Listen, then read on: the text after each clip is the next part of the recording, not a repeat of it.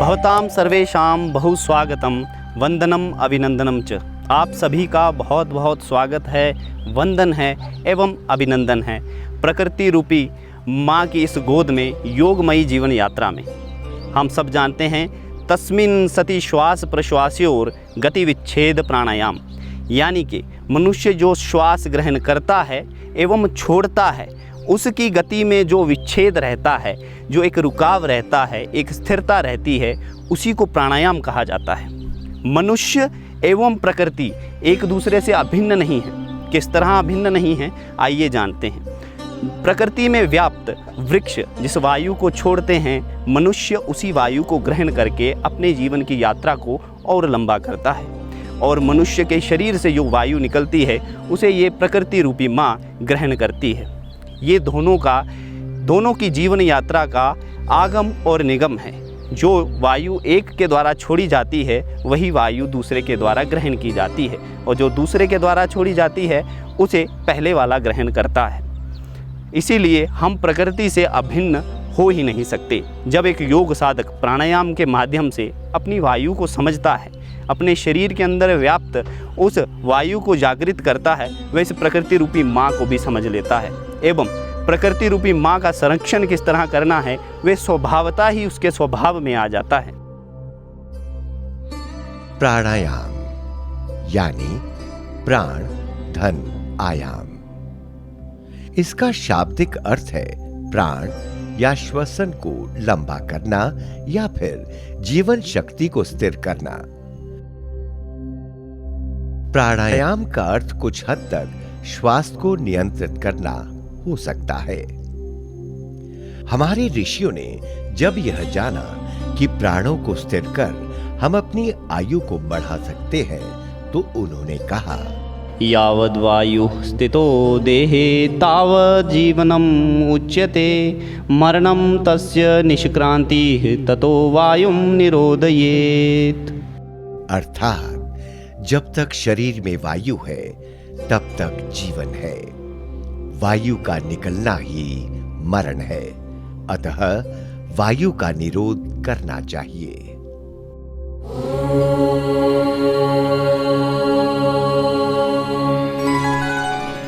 जिस तरह हम सब जानते हैं कि मनुष्य शरीर में दो स्वर मुख्य रूप से रहते हैं और उन्हीं दो स्वरों को हम चला करके अपने अनुसार संपूर्ण मनुष्य के शरीर को स्वस्थ रख सकते हैं। जिस तरह शास्त्रों में कहा भी गया है, ईड़ा भगवती गंगा पिंगला यमुना नदी, तयोर मध्या गता नाड़ी सुषुम्ना क्या सरस्वती।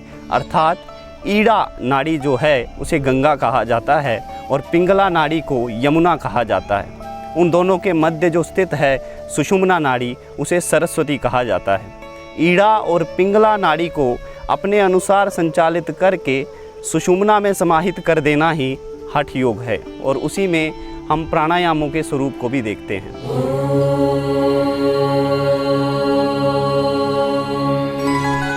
अनुलोम विलोम प्राणायाम। अनुलोम यानी कि सीधा, विलोम यानी कि उल्टा। जब सीधे स्वर से श्वास को भरा जाता है और उल्टे स्वर से छोड़ा जाता है, फिर उल्टे स्वर से ही भर करके सीधे स्वर से छोड़ देना अनुलोम विलोम प्राणायाम कहलाता है। अनुलोम विलोम प्राणायाम करने से पहले एक चीज़ का आप खास ध्यान रख लें कि एक समय में हमारा एक स्वर अधिक एक्टिवेट रहता है, यानी कि जागृत रहता है। तो स्वरों को कैसे जांचना, अपना उल्टा हाथ करके अपने नासिका के बिल्कुल नीचे लेकर के आना और श्वास को ज़ोर से छोड़ना। जब भी जिस भी स्थान से अधिक वायु निकले तो जान लेना कि वह स्वर अधिक चल रहा है, और वहीं से अनुलोम विलोम प्राणायाम को आप शुरू कर सकते हो। अगर इसका भी ज्ञान ना हो तो सामान्यतः आप बाईं ओर से चंद्र स्थान से अपनी ईड़ा नाड़ी से अनुलोम विलोम प्राणायाम को शुरू कर सकते हो। अनुलोम विलोम प्राणायाम करने के लिए विष्णु मुद्रा को हाथ में बनाएं। दाहिने हाथ से विष्णु मुद्रा बनेगी और अंगूठे से दाहिनी नासिका को बंद करना। बाएं स्वर से श्वास को भरना, जितना अधिक भर सकते हैं। फिर बाईं नासिका को बंद करना, कुछ क्षण तक रोक करके रखना। फिर दाहिने स्वर से यानी कि पिंगला भाग से श्वास को पूर्णतः बाहर छोड़ देना। इसी की आवृत्ति 20 से 25 बार करनी। या सुविधा अनुसार अपनी क्षमता अनुसार 5 से 10 मिनट भी कर सकते हैं। अनुलोम विलोम प्राणायाम करने के लाभ क्या होते हैं? अनुलोम विलोम प्राणायाम साधक की एकाग्रता को बढ़ाता है।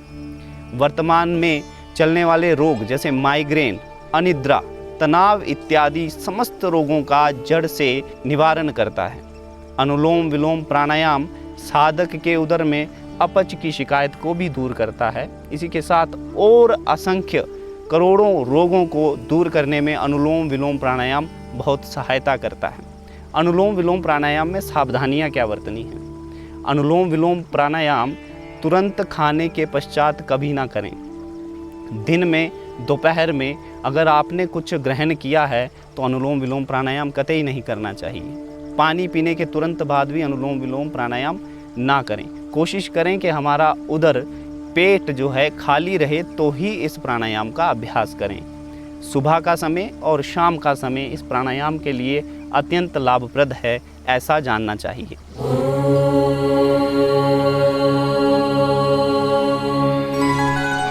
चंद्रवेदी प्राणायाम में साधक अपने अनुसार चंद्र स्वर को संचालित करके सूर्य स्वर को शांत करता है। जिस तरह से हम वर्तमान में देखते हैं कि मनुष्य जीवन में बहुत तनाव, अनिद्रा, उच्च रक्तचाप और भी अनेक असंख्य ऐसी बीमारियां हैं जिनको हम दवाई से पूर्ण रूप से समाप्त नहीं कर सकते, लेकिन यौगिक पद्धति में ऐसी विधाएं हैं जिनसे इन बीमारियों को, इन रोगों को जड़ से समाप्त किया जा सकता है। वहीं चंद्रवेदी प्राणायाम में साधक को कुछ विशेष क्रियाओं को ध्यान में रखना है। जैसे कि जब भी प्राणायाम, चंद्रवेदी प्राणायाम करें तो हमारा जो शरीर की अवस्था है, सुखासन में बैठे हुए या पद्मासन अगर कोई लगा सकता है उसमें बैठे हुए, रीढ़ की हड्डी एकदम सीधी रखते हुए, कंधों को एकदम स्वस्थ रखना है, शांत रखना है। हाथों की अवस्था या तो पूर्ण रूप से खुली हुई ऊपर की ओर या फिर ज्ञान मुद्रा में हम ला सकते हैं। और मुख जो है सुख अनुसार या फिर थोड़ा सा ऊपर की ओर झुका हुआ या बढ़ा हुआ। इससे आपका ध्यान जो है मुख्यतः, पूर्णतः ऑटोमेटिकली जो है आज्ञा चक्र की ओर चला जाएगा।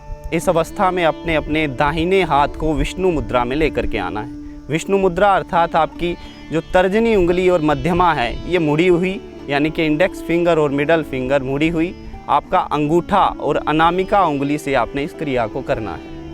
चंद्रवेदी प्राणायाम में केवल चंद्र स्वर से ही श्वास को भरा जाता है और सूर्य स्वर यानी कि दाहिनी ओर से छोड़ा जाता है, और इसी क्रिया को बार बार करना। और चंद्रवेदी प्राणायाम के करने का समय क्या हो, इसका विशेष ध्यान आपने रखना है। चंद्रवेदी प्राणायाम के करने का या फिर अन्य कोई भी प्राणायाम करने का समय जो है, जिस तरह से महर्षि पतंजलि जी ने कहा है, तस्मिन् सति श्वास प्रश्वास्योर गति विच्छेद प्राणायाम, यानी कि श्वास और प्रश्वास की जो गति में विच्छेद आता है, जो एक छोटा सा स्थान आता है, उसी को प्राणायाम कहा गया है। वैसे ही जब सूर्य चढ़ रहा हो और रात्रि का समय खत्म हो रहा हो, या फिर सूर्य ढल रहा हो और रात्रि का समय शुरू हो रहा हो, संध्या बेला जिसे कहा जाता है, उस समय कोई भी प्राणायाम करना बहुत लाभप्रद होता है। और इस अभ्यास को करने का एक विशेष नियम और भी है कि आपके पेट में कुछ भी ऐसी चीज़ें नहीं होनी चाहिए जो इस प्राणायाम में बाधित हो सकें। जैसे कि खाने के तुरंत बाद भी आप प्राणायाम को ना करें, और बहुत सारा जल पीने के बाद भी प्राणायाम को ना करें। प्राणायाम करने के लिए आपके पेट में एक सीमित अवस्था में एक स्पेस होना चाहिए, यानी कि जगह खाली होनी चाहिए। चंद्रवेदी प्राणायाम के लिए अपने दाहिने हाथ को विष्णु मुद्रा में लेकर के आना, तर्जनी उंगली और मध्यमा उंगली को मोड़ करके हथेली के साथ मिला करके रखना। वहीं अपने दाहिने हाथ के अंगूठे से दाहिनी नासिका को बंद करना और बाएं स्वर से यानी कि चंद्र स्वर से लंबी गहरी श्वास को अंदर भरना, पूरक करना। जितना लंबा गहरा आप भर सकते हैं आपके लिए उतना लाभप्रद होगा। फिर अपनी अनामिका उंगली से बाहिनी नासिका के छिद्र को बंद करना, कुछ क्षण के लिए रुकना, अपनी सुविधा अनुसार, सुख अनुसार कुछ क्षण के लिए रुकना, और फिर अंगूठे को उठा करके दाहिने स्वर से श्वास को पूर्णतः बाहर निकाल देना। बाहर निकाल के उसके पश्चात भी 1 या 2 पल के लिए, सेकंड के लिए रुकना, फिर दाहिने नासिका को पुनः बंद करना और फिर से चंद्र स्वर से स्वर को भरना। इसी तरह से हम 10 से 15 बार, 15 से 20 बार इस क्रिया को बार बार दोहराते रहेंगे।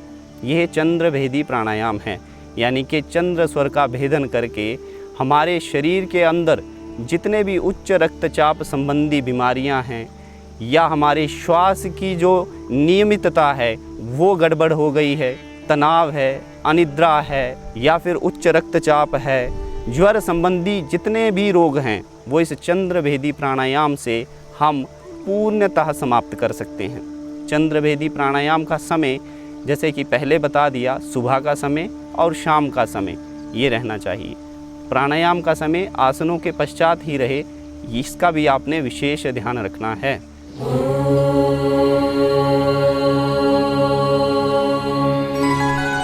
सूर्य भेदी प्राणायाम यानी कि सूर्य स्थान का भेदन करना अर्थात जागृत करना। साधक सूर्य भेदी प्राणायाम में अपनी पिंगला नाड़ी के स्वर को जागृत करता है, अर्थात पिंगला नाड़ी से स्वर को भरना, पूरक करना एवं चंद्र भाग से यानी कि वाम भाव से स्वर को छोड़ना। सूर्य भेदी प्राणायाम में भी हमें विष्णु मुद्रा में अपने हाथ को ले जाना है, तर्जनी और मध्यमा उंगली को मोड़ करके हथेली के साथ जोड़ करके रखना और अपने अंगूठे से पहले तो दाहिने स्वर को बंद करना, फिर श्वास को सामान्य करके बाएं स्वर को बंद करके दाहिने को खोल के श्वास को भरना। जितना अधिक भर सकते हैं उतना अधिक श्वास को भरना, फिर अपने अंगूठे से दाहिने स्वर को बंद करके रखना, कुछ क्षण तक रुकना, उसके बाद दाएं स्वर से रोकते हुए बाएं स्वर से बाहर निकाल देना। पुनः इसी आवृत्ति को हमने दोहराना है, दाहिने स्वर से ही भरना और बाएं स्वर से छोड़ना। इस आवृत्ति को आप 10 से 15 बार, 15 से 20 बार दोहरा सकते हैं। अब सूर्य भेदी प्राणायाम करने के लाभ क्या हैं? सूर्य भेदी प्राणायाम से साधक के शरीर में अगर दमा, सर्दी, नज़ला इत्यादि रोग हैं या वह पाचन तंत्र से कमज़ोर है, उसे अपच की शिकायत रहती है, तो सूर्य भेदी प्राणायाम इसे जड़ से मिटाने में कारगर है। और इसमें सावधानियां क्या रखनी हैं? सूर्य भेदी प्राणायाम उच्च रक्तचाप के व्यक्ति को नहीं करना चाहिए। वह पहले अपनी जांच करवा ले और एक विशेषज्ञ की सलाह के अनुसार ही इस सूर्य भेदी प्राणायाम को करे। वैसे तो गर्मियों के दिनों में भी सूर्य भेदी प्राणायाम करने में परहेज करना चाहिए। सर्दियों में आप सूर्य भेदी प्राणायाम को कर सकते हैं। सूर्य भेदी प्राणायाम के करने का समय भी सुबह का समय उत्तम रहता है और शाम का समय जब रात्रि आने वाली हो और दिन ढलने वाला हो, वह समय अत्यंत लाभदायक हैं और आवश्यक भी हैं।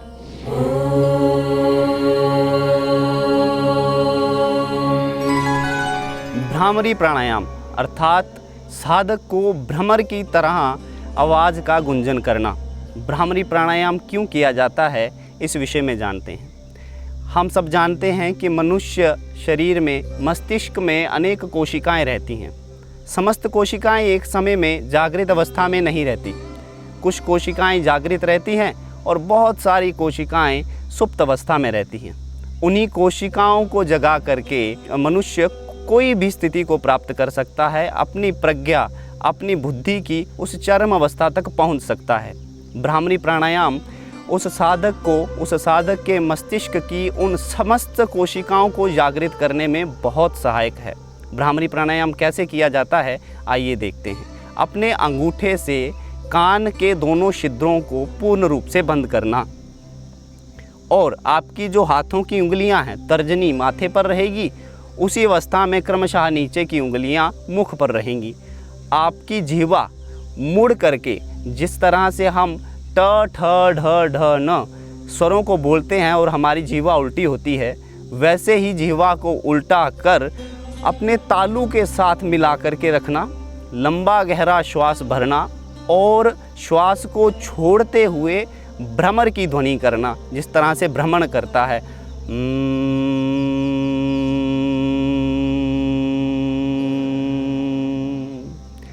ये भ्रमर की ध्वनि हमारे मस्तिष्क में एक अलग तरह से वाइब्रेशंस को पैदा करती है। ये वाइब्रेशंस हमारी मस्तिष्क में रहने वाली कोशिकाओं को जागृत करने में बहुत सहायक हैं।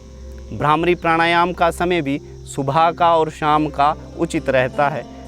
इसमें भ्रामरी प्राणायाम हर कोई व्यक्ति कर सकता है और सुबह उठ करके 10 से 15 बार किया हुआ भ्रामरी प्राणायाम हमारी याददाश्त को बढ़ाने वाला है। अनिद्रा अगर किसी व्यक्ति को है उसको समाप्त करने वाला है।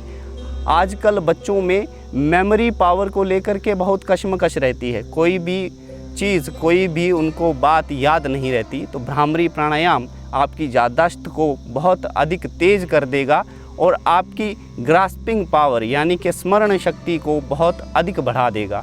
इसीलिए मनुष्य में प्रत्येक जीव को भ्रामरी प्राणायाम करने के केवल फ़ायदे ही फ़ायदे हैं, नुकसान कोई भी नहीं।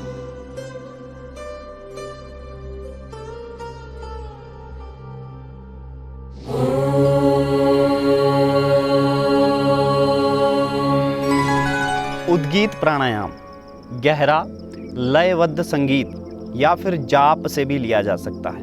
उद्गीत प्राणायाम में साधक ऊंचे और लंबे एवं गहरे स्वर में ओमकार की ध्वनि का जाप करता है। हम सब जानते हैं कि ओमकार में 3 अक्षरों का समावेश है। उन्हीं 3 अक्षरों में हम त्रिदेव को भी जानते हैं। जैसे ओमकार अक्षर अ, उ और म को मिला करके बना है। अ में ब्रह्मा का वास है, उ में विष्णु का वास है और म में महादेव यानी कि आदि योगी का वास रहता है। अ का उच्चारण करते समय साधक अपने मणिपूरक चक्र यानी कि नाभि प्रदेश में ध्यान दे एवं अ की ध्वनि का उच्चारण करे। उ की ध्वनि का उच्चारण करते समय साधक ब्रह्मा जी का ध्यान करे जो सृष्टि के पालक हैं और मणिपूरक चक्र में उस ध्यान को एकाग्र रखने की कोशिश करें। मकार की ध्वनि का उच्चारण करते समय साधक आदि योगी शिव का ध्यान करे एवं वह इस समस्त संसार के दुखों के विनाशक हैं या संहार करता हैं ऐसा ध्यान करे। ओमकार की ध्वनि में साधक सर्वप्रथम अ का उच्चारण, फिर लंबा उ का उच्चारण, फिर तीसरी बार लंबा मकार का उच्चारण करे, उसे उद्गीत प्राणायाम कहा जाता है। एक बार उद्गीत प्राणायाम का अभ्यास करते हैं। सर्वप्रथम साधक लंबी गहरी श्वास को मुख से या नासिका से अपने शरीर के अंदर भरे। उसके पश्चात श्वास को जब छोड़ने लगे तो सर्वप्रथम आकार की ध्वनि का उच्चारण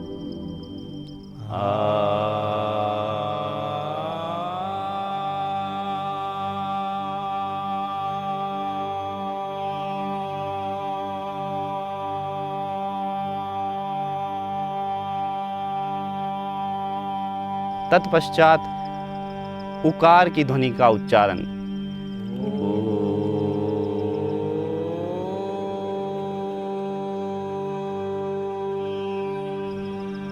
एवं अंतिम में मकार ध्वनि का उच्चारण करते हुए अपने विशुद्धि चक्र पे ध्यान देते हुए उच्चारण करें।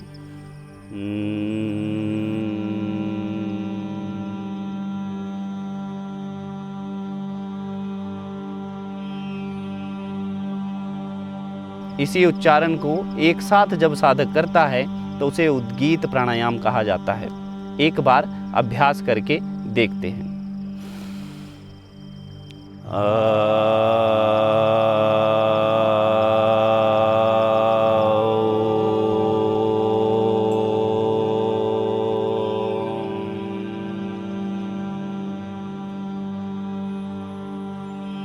इसी तरह से उद्गीत प्राणायाम का अभ्यास हम 1 से लेकर के 108 बार तक कर सकते हैं। उद्गीत प्राणायाम करने के लाभ क्या होते हैं? उद्गीत प्राणायाम से विशेषकर लाभ हमारे विशुद्धि चक्र में कुछ साधकों को हकलेपन की शिकायत रहती है।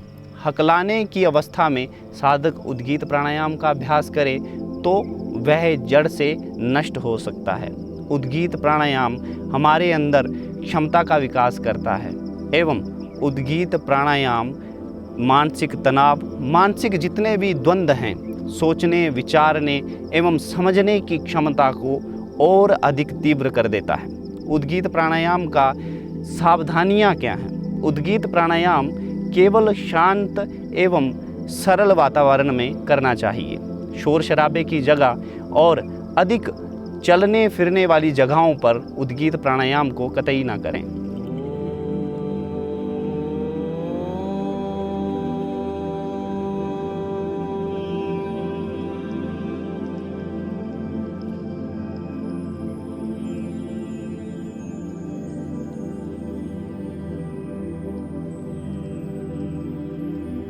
प्राणायाम की अगर बात करें तो अपनी सांसों को अपने वश में करना, जितनी सांस आप लेना चाहें, जितनी सांस को छोड़ना चाहते हैं, उसे हम प्राणायाम कहते हैं। तो इसको करना क्यों चाहिए?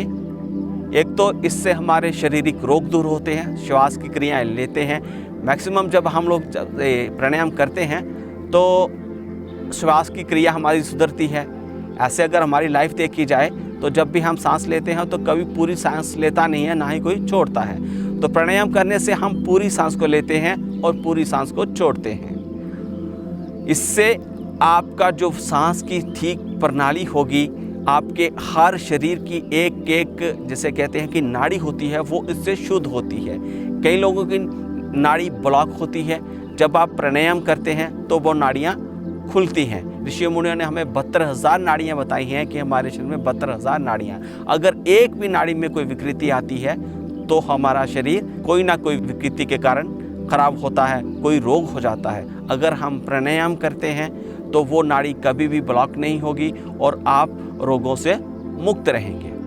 दूसरा उद्देश्य रहता है कि प्राणायाम क्यों करें। जैसे हमारी जो लाइफ हमें मिली है, हमारे जीवन काल जितना भी मिलता है, हमें कहते हैं हमें इतने साल जिए, इतने साल हम जी पाएंगे, वो सारा निर्भर करता है कि हमारी श्वास के ऊपर।